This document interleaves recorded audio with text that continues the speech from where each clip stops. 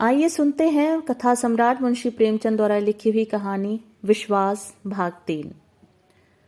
आपटे ने मिस जोशी की ओर वेदनापूर्ण दृष्टि से देखकर कहा, अगर मैं आपकी कुछ सेवा कर सकूं तो यह मेरे लिए सौभाग्य की बात होगी। मिस जोशी, हम सब इस मिट्टी के पुतले हैं, कोई निर्दोष नहीं।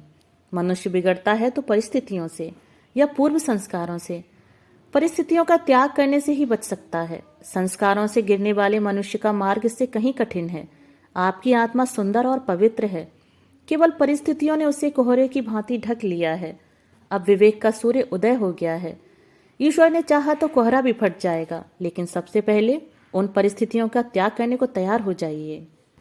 मिस जोशी, यही आपको करना होगा। आपटे ने चुभती हुई निगाहों से देखकर कहा, वैद्य रोगी को जबरदस्ती दवा पिलाता है? मिस जोशी, मैं सब कुछ करूंगी। मैं कड़वी से कड़वी दवा पीऊंगी यदि आप पिलाएंगे। कल आप मेरे घर आने की कृपा करेंगे शाम को? आपटे, अवश्य आऊंगा। मिस जोशी ने विदा लेते हुए कहा, भूलिएगा नहीं, मैं आपकी राह देखती रहूंगी। अपने रक्षक को भी लाइएगा। यह कहकर उसने बालक को गोद में उठाया और उसे गले से लगाकर बाहर निकल आई। गर्भ के मारे उसके पांव जमीन पर न पड़ते थे। मालूम होता था हवा में उड़ी जा रही है। प्यास से तड़पते हुए मनुष्य को नदी का तट नजर आने लगा था। दूसरे दिन प्रातःकाल मिस जोशी ने मेहमानों के नाम दावती कार्ड भेजे और उत्सव मनाने की तैयारियां करने लगी। मिस्टर आपटे के सम्मान में पार्टी दी जा रही थी। मिस्टर जौहरी ने कार्ड देखा तो मुस्कराए। अब महाशय इस जाल से बचकर कहाँ जाएंगे? मिस जोशी ने उन्हें फंसाने के लिए अच्छी तरकीब निकाली। इस काम में निपुण मालूम होती हैं। मैंने समझा था कि आपटे चालाक आदमी होगा, मगर इन आंदोलनकारी विद्रोहियों को बकवास करने के सिवा और क्या सूझ सकती है। 4 ही बजे मेहमान लोग आने लगे। नगर के बड़े बड़े अधिकारी, बड़े बड़े व्यापारी, बड़े बड़े विद्वान, समाचार पत्रों के संपादक अपनी अपनी महिलाओं के साथ आने लगे। मिस जोशी ने आज अपने अच्छे से अच्छे वस्त्र और आभूषण निकाले हुए थे। जिधर निकल जाती थी मालूम होता था अरुण प्रकाश की छटा चली आ रही है। भवन में चारों ओर सुगंध की लपटें आ रही थीं और मधुर संगीत की ध्वनि हवा में गूंज रही थी। 5 बजते बजते मिस्टर जौहरी आ पहुंचे और मिस जोशी से हाथ मिलाते हुए मुस्कुरा कर बोले, जी चाहता है तुम्हारे हाथ चूम लूं। अब मुझे विश्वास हो गया कि यह महाशय तुम्हारे पंजे से नहीं निकल सकते। मिसेस पेटिट बोली, मिस जोशी दिलों का शिकार करने के लिए ही बनाई गई हैं। मिस्टर सौराब जी, मैंने सुना है आपटे बिल्कुल गंवार सा आदमी है। मिस्टर भरूचा, किसी यूनिवर्सिटी में शिक्षा ही नहीं पाई, सभ्यता कहाँ से आती? मिस्टर भरूचा, आज उसे खूब बनाना चाहिए। महंत वीरभद्र दाढ़ी के भीतर से बोले, मैंने सुना है नास्तिक है, वर्णाश्रम धर्म का पालन नहीं करता। मिस जोशी, नास्तिक तो मैं भी हूं, ईश्वर पर मेरा भी विश्वास नहीं है। महंत, आप नास्तिक हों पर आप कितने ही नास्तिकों को आस्तिक बना देती हैं। मिस्टर जौहरी, आपने लाख की बात की है महंत जी। मिसेस भरूचा, क्यों महंत जी, आपको मिस जोशी ने ही आस्तिक बनाया है क्या? सहसा आपटे लोहार के बालक की उंगली पकड़े हुए भवन में दाखिल हुए। वह पूरे फैशनेबल रईस बने हुए थे। बालक भी किसी रईस का लड़का मालूम होता था। आज आपटे को देखकर लोगों को विदित हुआ कि वह कितना सुंदर सजीला आदमी है। मुख से शौर्य निकल रहा था, पोर पोर से शिष्टता झलकती थी। मालूम होता था कि वह इसी समाज में पला है। लोग देख रहे थे कि वह कहीं चूके और तालियां बजाएं, कहीं कदम फिसले और कहे कहे लगाएं, पर आपटे मजे हुए खिलाड़ी की भांति जो कदम उठाता था वह सदा हुआ, जो हाथ दिखलाता था वह जमा हुआ। लोग उसे पहले तुच्छ समझते थे, अब उससे ईर्ष्या करने लगे, उस पर फप्तियां उड़ानी शुरू की। लेकिन आपटे इस कला में भी एक ही निकला। बात मुंह से निकली और उसने जवाब दिया, पर उसके जवाब में मालिन्य या कटुता का लेश भी न होता था। उसका एक एक शब्द सरल, स्वच्छ, चित्त को प्रसन्न करने वाले भावों में डूबा हुआ होता था। मिस जोशी उसकी वाक्य चातुरी पर फूल उठती थीं। सोराब जी, आपने किस यूनिवर्सिटी में शिक्षा पाई थी? आपटे, यूनिवर्सिटी में शिक्षा पाई होती तो आज मैं भी शिक्षा विभाग का अध्यक्ष होता। मिसेस भरूचा, मैं तो आपको भयंकर जंतु समझती थी। आपटे ने मुस्कुराकर कहा, आपने मुझे महिलाओं के सामने न देखा होगा। सहसा मिस जोशी अपने सोने के कमरे में गईं और अपने सारे वस्त्राभूषण उतार फेंके। उसके मुख से शुभ्र संकल्प का तेज निकल रहा था। नेत्रों से दबी ज्योति प्रस्फुटित हो रही थी, मानो किसी देवता ने उसे वरदान दिया हो। उसने सजे हुए कमरे को घृणा से देखा, अपने आभूषणों को पैरों से ठुकरा दिया और एक मोटी साफ साड़ी पहनकर बाहर निकली।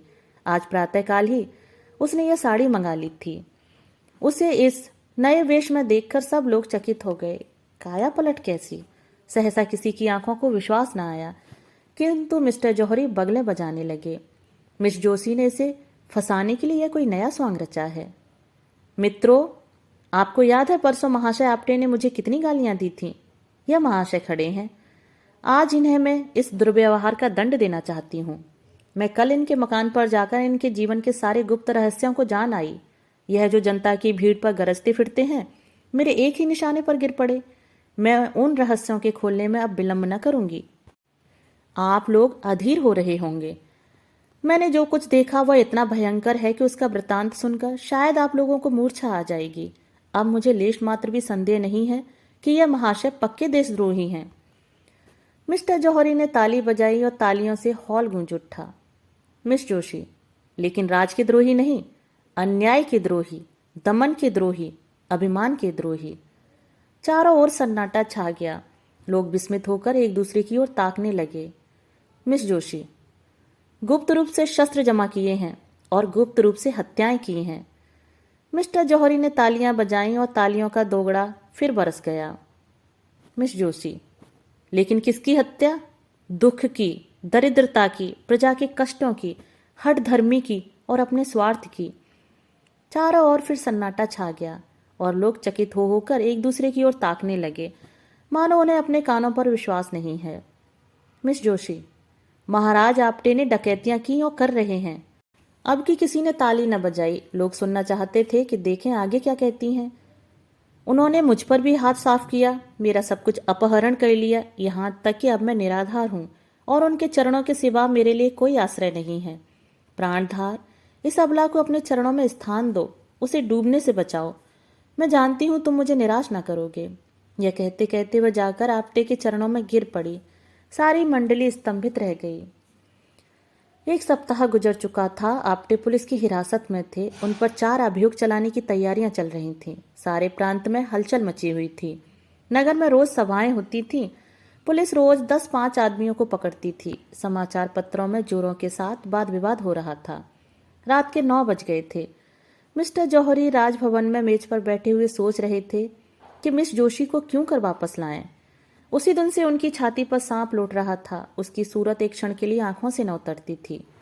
वह सोच रहे थे, इसने मेरे साथ ऐसी दगा की, मैंने इसके लिए क्या कुछ नहीं किया। इसकी कौन सी इच्छा थी जो मैंने पूरी नहीं की। इसने मुझसे बेवफाई की। नहीं, कभी नहीं, मैं इसके बगैर जिंदा नहीं रह सकता। दुनिया चाहे मुझे बदनाम करे, हत्यारा कहे, चाहे मुझे पद से हाथ धोना पड़े, लेकिन आप्टे को नहीं छोड़ूंगा। इस रोड़े को रास्ते से हटा दूंगा। इस कांटे को पहलू से निकालकर बाहर करूंगा। सहसा कमरे का दरवाजा खुला और मिस जोशी ने प्रवेश किया। मिस्टर जौहरी हकबकाकर कुर्सी पर से उठ खड़े हुए। यह सोच रहे थे कि शायद मिस जोशी ने निराश होकर मेरे पास आने का कष्ट किया है। कुछ रूखे लेकिन नम्र भाव से बोले, आओ बाला, तुम्हारी याद में बैठा था। तुम कितनी ही बेवफाई करो, पर तुम्हारी याद मेरे दिल से नहीं निकल सकती। मिस जोशी, आप केवल जबान से कहते हैं। मिस्टर जौहरी, क्या दिल चीर कर दिखा दूं? मिस जोशी, प्रेम प्रतिकार नहीं करता, प्रेम में दुराग्रह नहीं होता। आप मेरे खून के प्यासे हो रहे हैं, उस पर भी आप कहते हैं मैं तुम्हारी याद करता हूँ। आपने मेरे स्वामी को हिरासत में डाल रखा है, यह प्रेम है? आखिर आप मुझसे क्या चाहते हैं? अगर आप समझ रहे हों कि इन शक्तियों से डरकर मैं आपकी शरण में आ जाऊंगी, तो आपका भ्रम है। आपको अख्तियार है कि आप्टे को काले पानी भेज दें, फांसी चढ़ा दें, लेकिन इसका मुझ पर कोई असर न होगा। वह मेरे स्वामी हैं, मैं उनको अपना स्वामी समझती हूँ। उन्होंने अपनी विशाल उदारता से मेरा उद्धार किया। आप मुझे विषय के फंदों में फंसाते थे, मेरी आत्मा को कलुषित करते थे।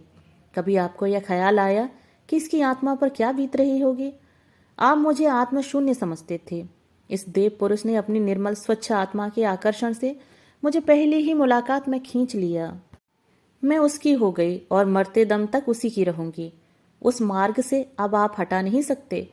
मुझे एक सच्ची आत्मा की जरूरत थी, वह मुझे मिल गई। उसे पाकर अब तीनों लोक की संपदा मेरी आंखों में तुच्छ है। मैं उनके वियोग में चाहे प्राण दे दूं, पर आपके काम नहीं आ सकती। मिस्टर जौहरी, मिस जोशी, प्रेम उदार नहीं होता, क्षमाशील नहीं होता। मेरे लिए तुम सर्वस्व हो। जब तक मैं समझता हूं कि तुम मेरी हो, अगर तुम मेरी नहीं हो सकती तो मुझे इसकी क्या चिंता हो सकती है कि तुम किस दिशा में हो।